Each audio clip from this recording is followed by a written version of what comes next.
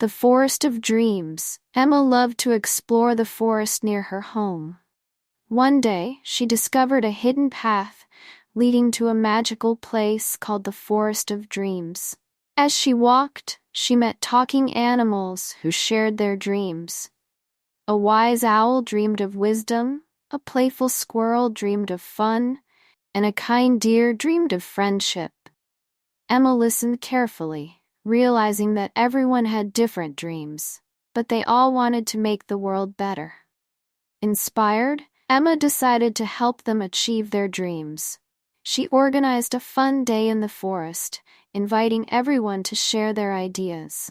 Together, they created games, learned new things, and celebrated friendship. Emma learned that when dreams come together, they create magic. The Forest of Dreams became a special place where everyone felt valued and loved. Emma promised to return often, knowing that dreams could come true with a little help and teamwork. She realized that by believing in each other, they could achieve anything.